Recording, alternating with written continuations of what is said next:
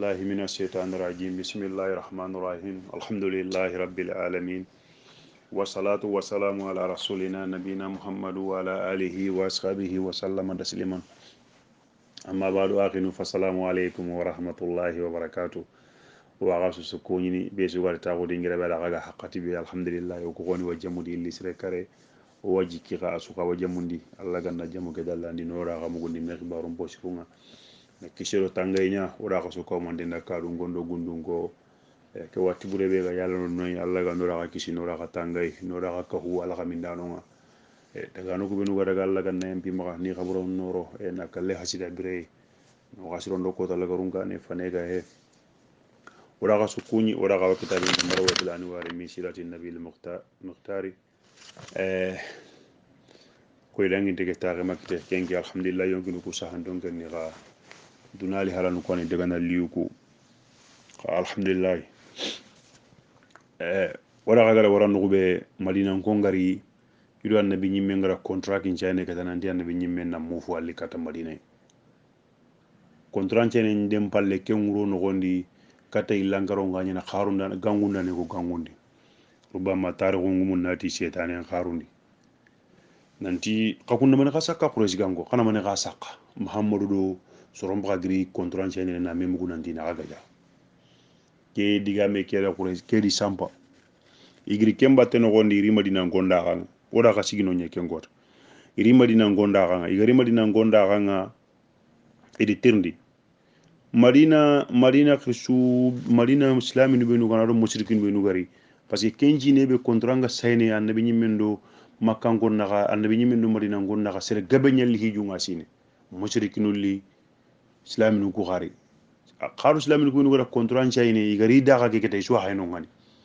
mushrikinu ko ngama tawi dingira ke kunyan ko sa dire digamu itino khibare ke ni garenye o kuma kenda bari khibare ke ni garenye igara kenda barta islaminu ko kuru kuma ka jabindi bo quraish gango ku mushrikinu ko yusa sagu madina musrikin kura diga meke be ko yille ka yille halle kanundi akuri dangani kameti kame nandi hike to nguni na nyawuri anya kemballe madina gonche tenga gri nan jambandi di batenga miga sayba qore wono ngoni sadi bun ubara miga tenkita ado al munjir bun amru ida ku kita khal munjiru ke kenyille wurnu ikori maken kita kendi hiri maken kita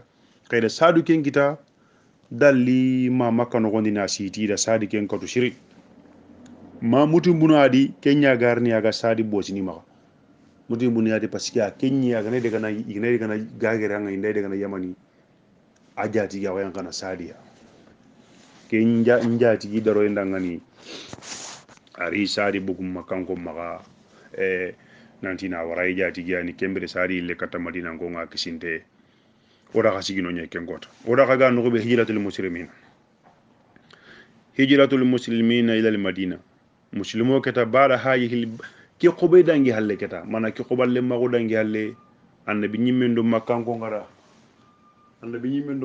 ngada e madina ngonga tapoli do billodi be da bari sasa keta badatil hijratu ammadil muslimin ila al madinatu ho gani islamin shuwa keta anga makai to nya ngunde nganga ma serebe no keta kubenu gano ko mo kudo soro lampunto ku serebe garantara gana an baba ngadu ngonu na bartando hijira na aga tikenye ho gano ngani you free to go asu free ndenye ni nali nangiri makai na li madina Allah nabi nyimme sallallahu alaihi wasallama ati ke kundude ida wari iga herego gelli makai nanda kata dingirai tamarunga no benu ida kengari mana ida ko kengari ku mandi ida wari dun ko ndaga ay ko ida simma ike mi wari daga ikeda simma ya mamani walla hajari annabi nyimmen ati keda simma ku dingira no hiddi o warni herego kata ku dingira no hiddi ka hige ko serinya madina a wari waya no gondi nanti di warindi ka hijiranga dingira be sappi dingira sappenga dingira be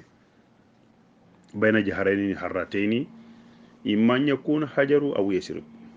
awanyana ku dingira do illa ga gidum billi mena gani awanyana hajari walla yasrib sere hana be gara hijira ndabari nambugu makka en daga abu salama al makhjumi jawju ummu salama ummul mu'minina ke mu'minun chuma o ma oga ki haqqati be ko no ma ke yakhinte ni ki go ya abu salama annabi bayre men ki abu salama ke hinanda here go enda bari nambugu aga bugu adi yaqe adi remme famanahuma qawmuhu asronda wa intaja ala abi salama waladahu ida limine ke bosay aka bilan ngonu lidare men bosay italo le mugun daga ida lemme bosay ado yakare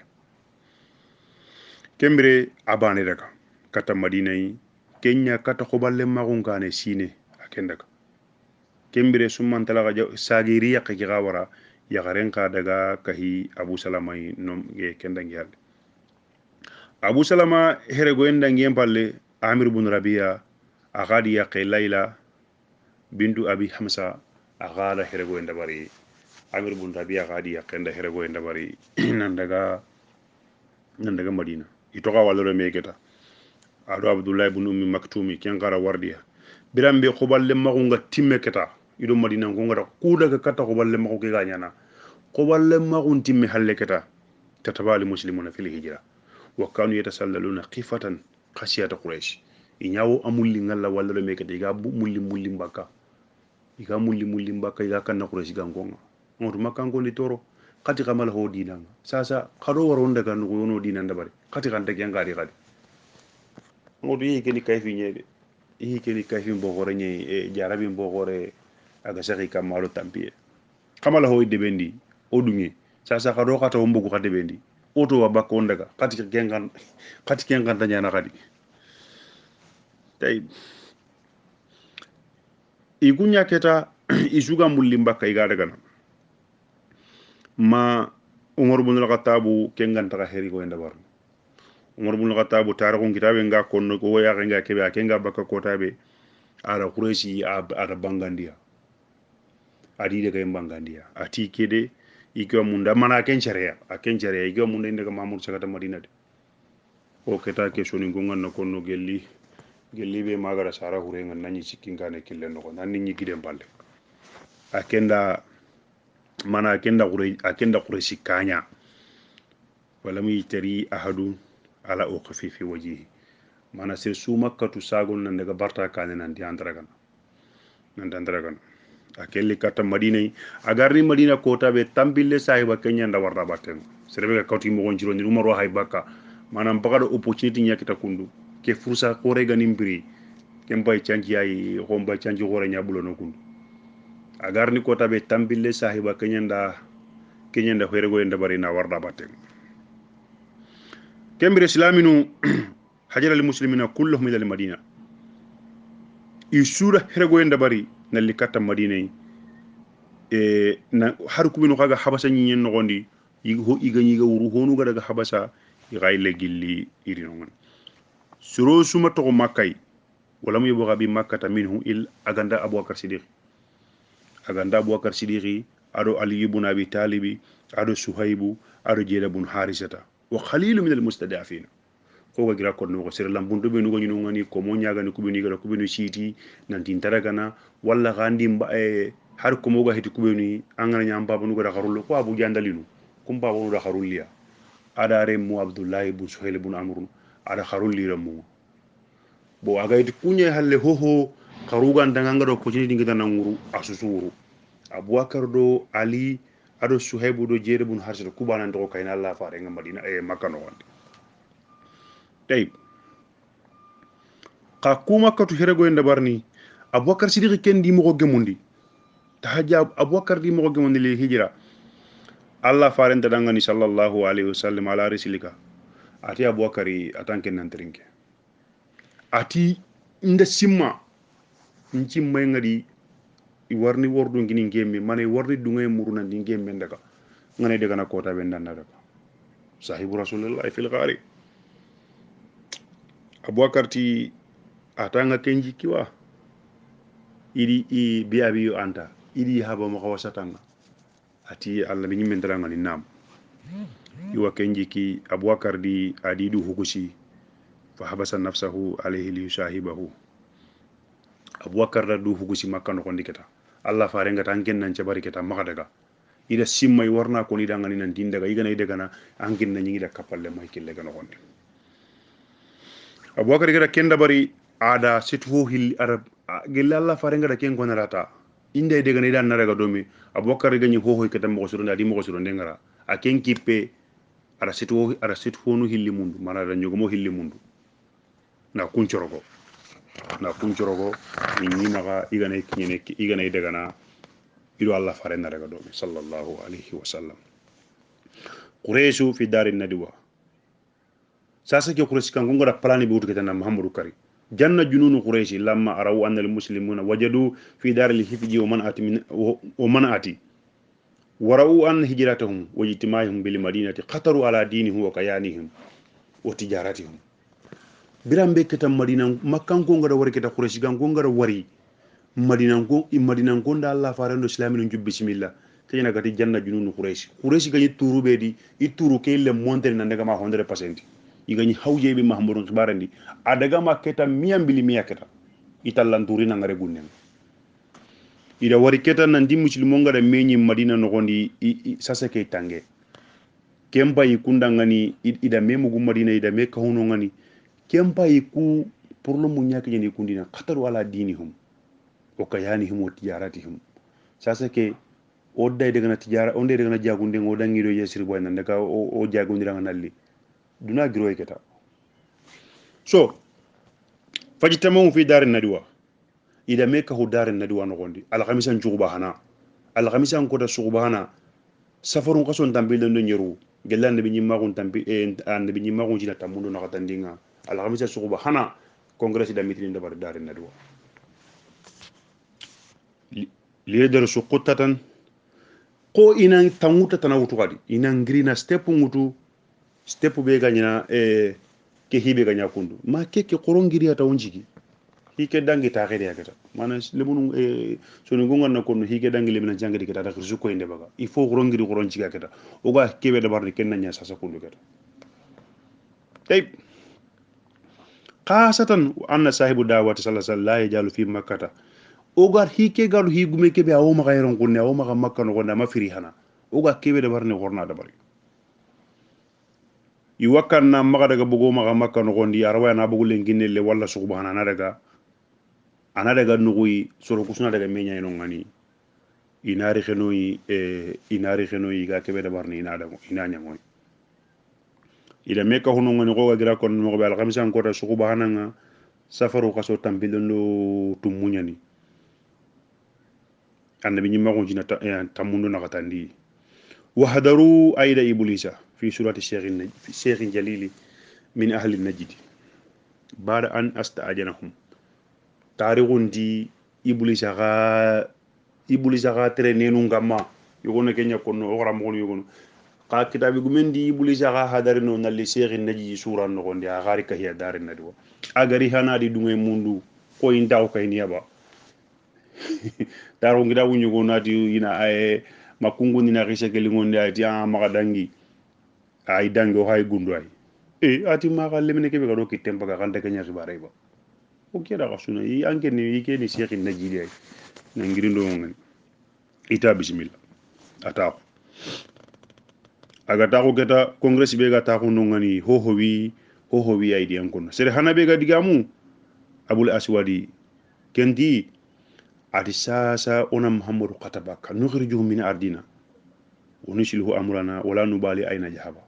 sasa ona muhammadu qata ambugo makade be ken kondi lew ona qata daga na aga daga nukusu sasa daga halle keta o gade be ken kondi ona de be njirondi ona jeki do khibara tanay aga daga nukusu hajun takadi keta andaga Sheikh Najidi tidangani ati kembay kunude qadangi ngarai innakum tarawun ahsana hadisi qawatu sirani rawadigamu kasuwa kenkendu asare gam gairai sirani fasibulin jana ina rawadigamu kagana ki qata wala watu mantiri ko kenya hage ko nane ne linge mo araw ho digamu kagana ki qata wa khalabati ala qulubi rijali adu qad suruku ga munda mo be ahinu nga suruku sondo mo nga mo be kagana ki qata ki na daga nuguyi ana jama ka hume me ki na rikata ga na golle tragai billahi shakenda me shaqi harenga khama ke kata de korna warai tana hamu khadan kin ngarai ke no no no anda daga ta a hay daga arabu ku suka homo ya fa yitamuna hawlahu arabu juna daga menya karonga ina daga ga jayron gunne iga kibe sakka ya burenyen summa yafalu bikum ma aradu araw fihi rayan khayra haja keke qorno mungudo keke ngam balani keke qorno mungudo keke awa abul baktari khadigam abul baktar ti ati ihbisuhun waqiluhu alayhi albab hatta yudrikum ma adraka suwara qablahu min almaut abul baktar ti gegara kebe hamu qorna ro kombe no na ro garunga mano na ri wuyunga songa ona ro kombe na lo garunga awi wuyunga songa no ngani kebe ora kebe dabar sere hananunga kebe mengara kunkita ma kemme ngalaga kay magankara awa sheikhin najidi qati ati qagana kenda barshu lain habasatuhu la yukhrijanna amruhu akhibarum bakade akapalle mukunatun nanti qadaraga qada siti ay kama kombendi qaymatu kubenu gada batenga yufadiluna wala labai wala bunai kubenu gada batenga kundu inaya munda nan goto hari habonu benu gadi sara inaya munda hari gadi re nyugo benu sara billahi qagana kesiti komben no gondi na to kama kombe geno gondi ide gana palani ndabare semme ngene irni kana gaya ina golle tra gaya gadi no kembure nyani de sasa ankara ngi waray ke heti aray qorna hitana hamu qorna hitana wutu khagara ngi anka waray ke kembeti waray na sidi kombe ni na ro garunga suru ku benu gado halle ku hada ga tagu madina yi ku ndari kha kamayran ku ni na golle tra gay kembure nyani ina bosa gay wo suma yaksuruna bihi ata yakhlibu ala amrikum fanjiru fi ghayriha qarakum no an ka waray ke magem ke dayti tari fesrin da gore ke abu jahali inna li fi rayan ma arakum ati ke da waray be wari bo goso di ngonna ko ni rek to ko kitale dari na di wa gundu burongo gundu buronka gundu buronkombe ila dar na di wa khiri kenyi annabi nyimbe ko wa xisanga wa tar ko ngakal lembay plani ni ke kanu gondi annabi kisima kan khay ke kombe kundu ke dar na duway tayib ati ke gada kebe wari abu jahal gida ati ke gada kebe wari na goju min golle khabila gi holla qisuga makka o sunu ko sigan gonye holla qisuga makka korna ya gamba mbane bagandi holla qisuga ka makka yron gonne korna ya gamba mbane bagandi ya gamba ne be anay jambaru nyani ser sage nyani ona ka hangine ka haken kunte angana hara nyomi kata ili wunje nga se ndana utwa lingwemma ona kine sa so gona kengine isuna daga guji mahamudu kamma mahamudu gona sakki sakuranga isuna daga guja kamma ina katu darabatan rajulin wahidi fayaqtulunahum wa fayatafarraquna damahu bayna al-qabaili sa qurayshi dan ki qabila khoresu ondanya hollaqe sugade sere suni re nyugo so mambagandi hollaqe sugade anna sere bagandi deben jugana nyaga ketayno deben juga na mahamudu kari sasa abdul manafire mu abdul manafire mu kullan da shikin nan dimiga na qurayshi sugaja kenje bentidi abdul manafi hollaqe ke bane nan dimiga no gusugaja fere kenje bentidi sasa kenje begandidi idunganati mania idunganati dianye ona diankini ya wodi na sankime iran doga jan aw cheikh najiditi atanda wari kundude atanga raye kyani raye ki kama raye su waraga tandange keke mbane nita ankara kyana ka waraye nga andange waraye banange kakubanu walle ke makengari awa sasa kada kengo ida igemu kendi keta nanti mahamudu gona sagu lengi wurondi isa kurankamma ida yakambanu konti de ben nogoni kari holla qisugadi da yakambare bagandi mahamudu gona sagu isa kurankamma lengi kadaga ka kasunjiga kamma kana kari kana soppi kana kutu mena ida kungari gollenga kunina da bar baneta ho honta de alla tangande marandal ka ho honta plani ke bayni kungara ke be baya ko tananti itana khalla gatina annabi nyimbe ke tangana ke dina ka kinyene ana tangani bane ti wallahu yasimuka minan nasi jokira ngollenga ikunga gundo be dabarni jibiru na yanka anari gundonko Allah nabi nyimen dangan sallallahu alaihi wasallam bayna tadbir quraish wa tadbir Allah subhanahu wa ta'ala awagel birambe nga keta igada memugu sasa ila meta kindia de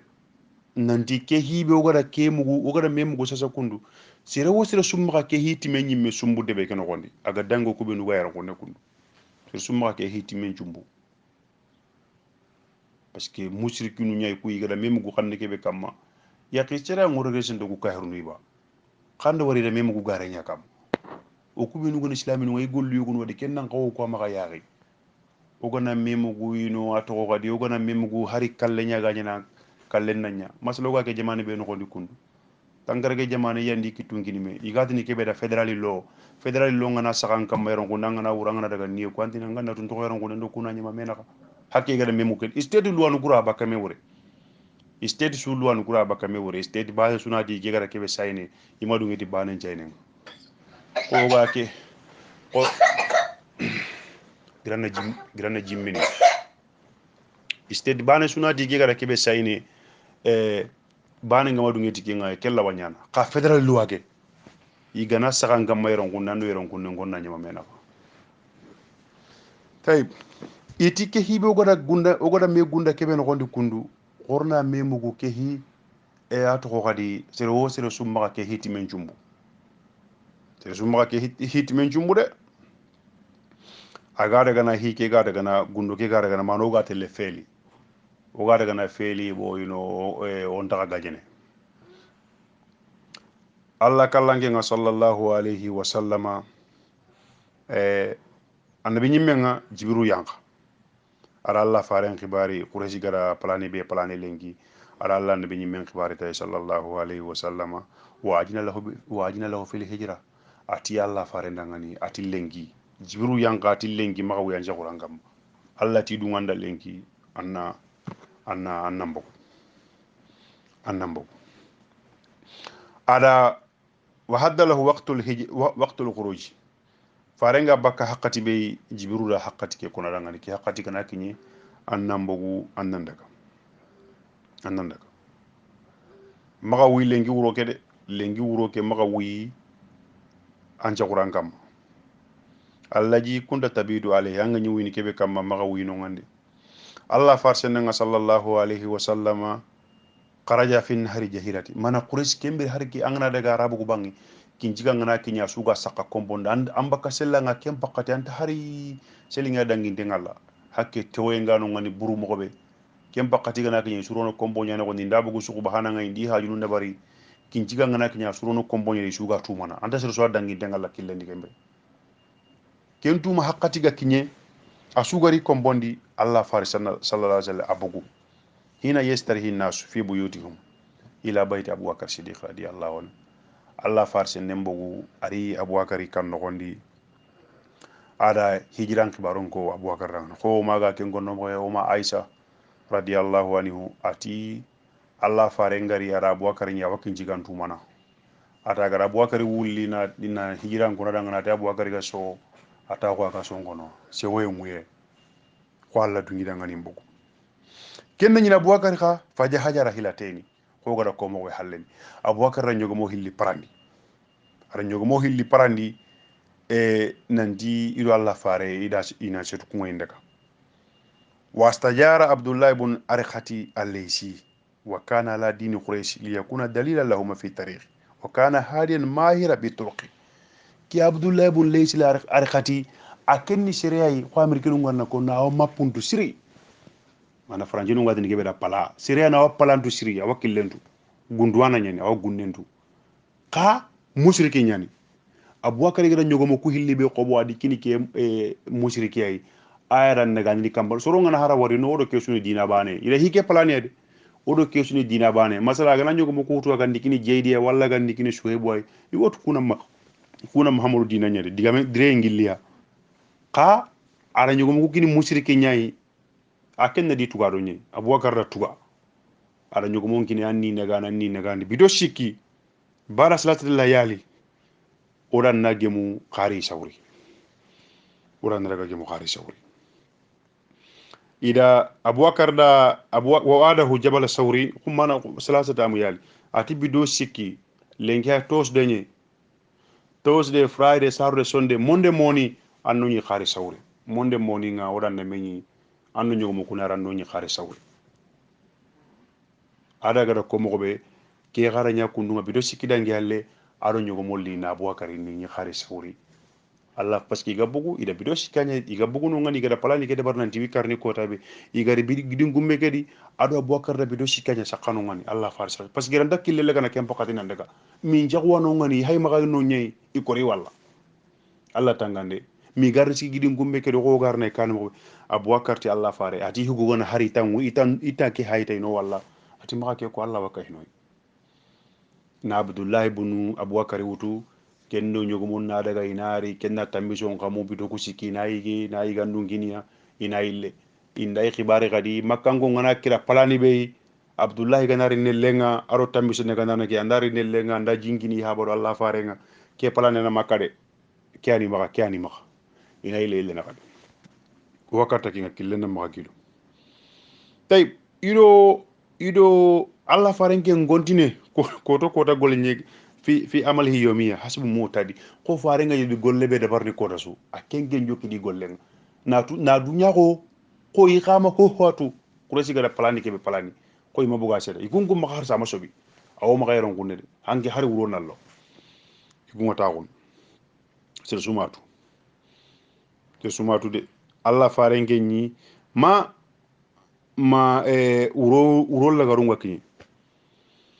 uro lagarunga kinyi igara kubenu ñamari gelli khura sigan ko ngara palani ordun kindu kubenu nanti ndagande be nyimmen kari iga gredi mo gon barandi keñi gelli Allah farella danga sallallahu alaihi wasallam yanam fi awaili layli uronju ngarungata ana khenke anda khenke bara salatul isha sako jalle ndangi yalle kembere fa yakhruju fi nisfi al akhir al layli min al layli ila masjid al harami yusalli fi salatul tahajjud kembere fare nya gana kenkenke sagon challe ngana dangi anda uron pan ngun kenke sagon challe ngana dangi ana giri uron ni ntakandi lagare ana giri kembere keta anari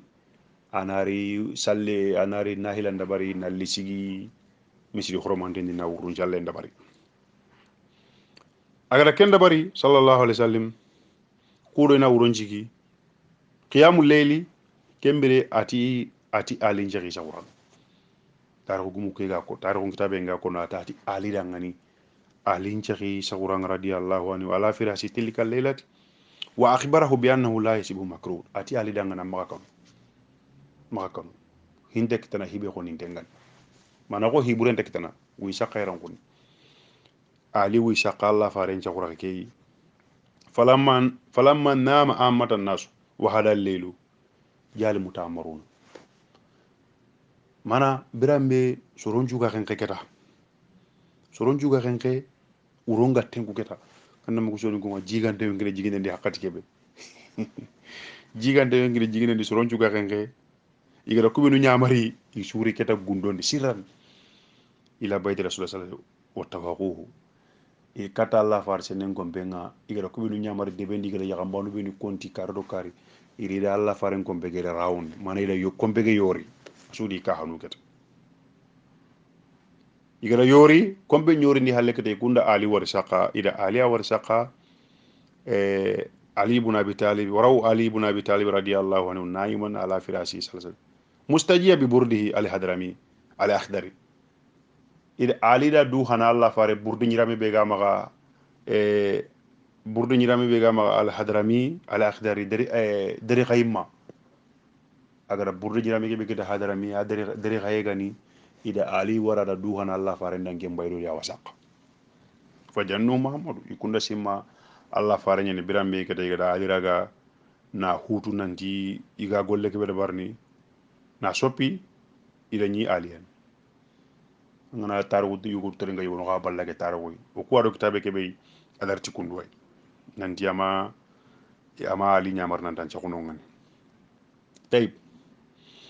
ada ikunda simalla nabi min sallallahu alaihi wasallam ida gani aliya kembire ida tunanti aiti ali dangani dia iti mamuru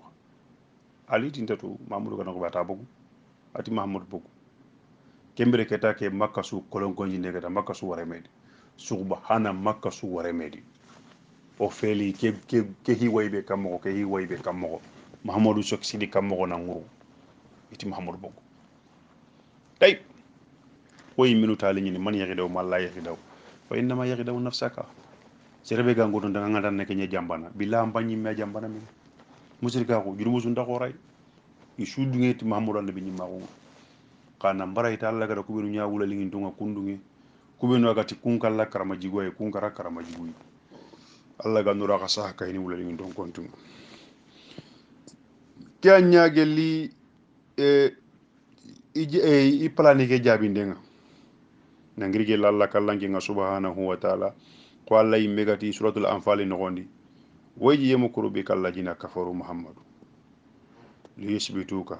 nanjiti ba nanjiti nallo kharunga aw yaqtuluka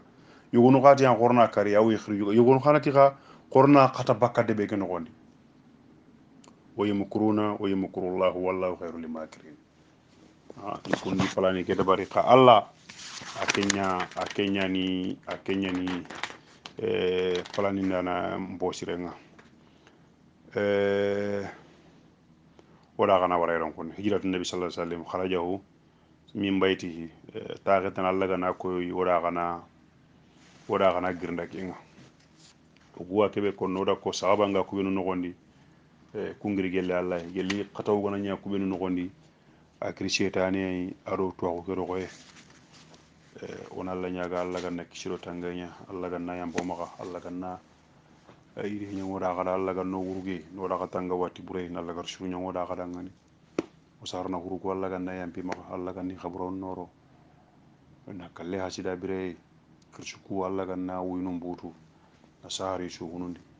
سبحانك اللهم وبحمدك لا إله إلا أنت نستغفره وأتوب إليك